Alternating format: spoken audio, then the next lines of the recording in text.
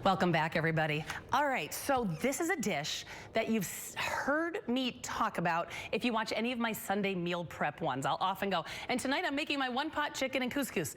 And then you'll email me and say, can we get the recipe? And I say, no, I'm still workshopping it.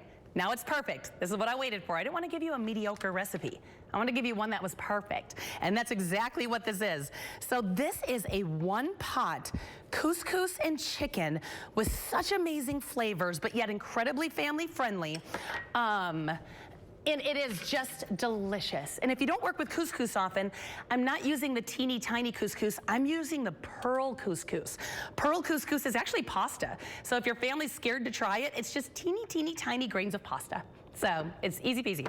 So right now I'm doing some salt, pepper, and a spice mix that I made here with paprika, smoked paprika, garlic powder, onion powder.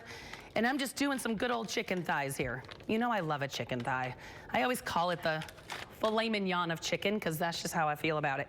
So just super tender, but if you are a chicken breast person, you know you do whatever you want. So I'm doing that good bold mixture here of that paprika, the smoked paprika, you know it's one of my faves. Salt and pepper from nice and up high. And I've got a big old pan here. Getting a little more of our olive oil in here from the stock market. I want this nice and hot. All I'm looking to do is get some color on these. Not looking to cook them all the way through. So let's, we love a sizzle. We're gonna let these go for just a minute. Now, technically, I don't have to do this step. Not super important. But for me, when you get a caramelization on meat and it adds that texture, I love that crust, that caramelization crust that's just delicious. So I take the extra step to brown it because I love a crust. If you don't have time and you just want to start with the vegetables and throw chicken in, you do you. All right, we're gonna let these get nice and brown. You know how I always give the pan a little zhuzh just to make sure nothing's sticking to the bottom? And now let's get our veggies ready. So I've got some carrots cut here. I've got some frozen corn. We're also gonna get an onion in here. Just a little refresher for the onion chop. Go ahead and cut off each end. I swear, I get more people walking up to me at the grocery store that say, I know how to cut an onion now. It never gets old, never gets old. You're gonna go ahead and cut that in half. Give each side a peel. And now you're just gonna let those lines tell you what to do. Those lines on the onion. They're looking right at me. That's what I want. I want those lines looking right at me. I'm gonna cut right down those lines. But remember, we're gonna leave the very top intact, just like a 1/4 inch. Just leave it intact. It helps hold it all together. So cut down those lines. But see how I didn't go all the way through? That way, look, it's still all together. Makes life easy. Give it a 1/4 turn. Keep your fingers out of the way, straight down. Now, when you get to the end there that you didn't cut, just tip it over and do that motion you're all doing at home right now. Just rock it forward. Just rock it. That's all you're looking to do. Keep that tip of the knife on the board. It never comes off the board. Go ahead and just rock forward. We'll do the same thing with the other side. But first, let's take a quick peek at my chicken thighs, see if we're getting any color on these. Well, hello. Let's go. The smoked paprika really adds a beautiful color to this. All right, let those keep rolling for a minute. Let's do this side now. Lines are looking at me, so go ahead and cut down those lines. Keeping your fingers out of the way. 1/4 turn, straight down. See how my fingers are balled up right here? We do not want to cut off a finger. That ruins dinner. I want you to eat this. I don't want you at the emergency room. So let's keep our fingers out of the way. Beautiful. Set that to the side. That's going to go in just a minute.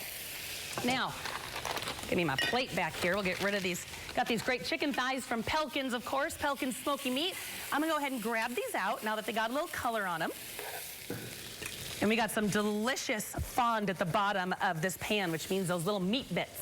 We want to get those up. But first, let's go ahead and get our onions in here. We better hear a sizzle. Heck yeah. Get our onions in and our carrots. These are some of our harder vegetables, so we definitely want to give these a good head start. And give those a good stir. I must have done something with turmeric last week, because look at my wooden spoon. It's very yellow. We're going to be doing some turmeric in this as well. I love working with turmeric for a few reasons. One, it gives great color to food, which I love. But here's the thing. We're going to be adding some turmeric to this in a minute.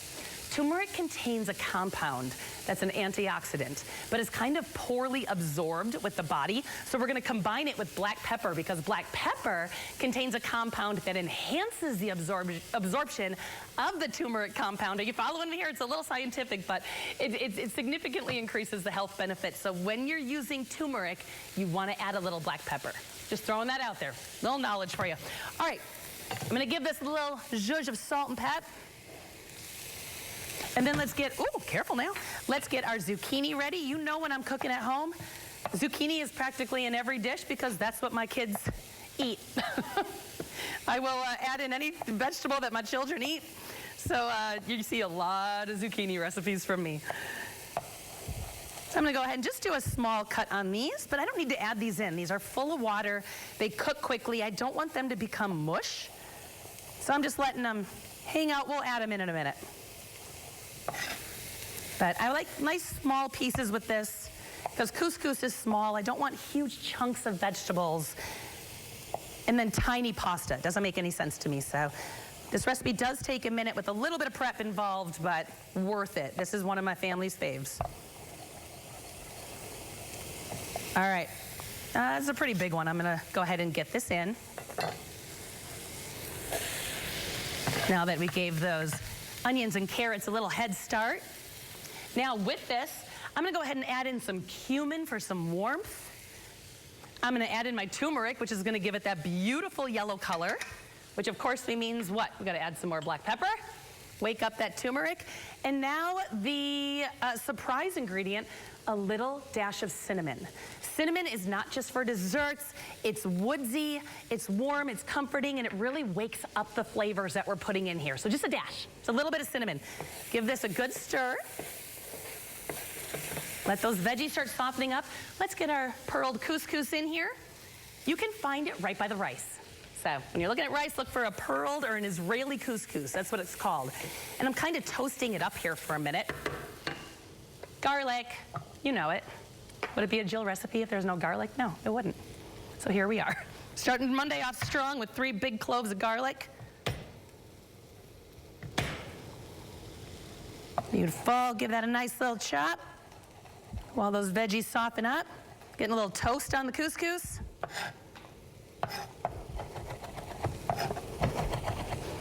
That's pretty good. All right, we're going to add that in. So we got lots of flavor going on here, but it's healthy. It's just all those veggies, the turmeric, that cinnamon in there, anti-inflammatories, full of antioxidants. Let's get a little chicken broth in here. I do about 2.5 cups-ish.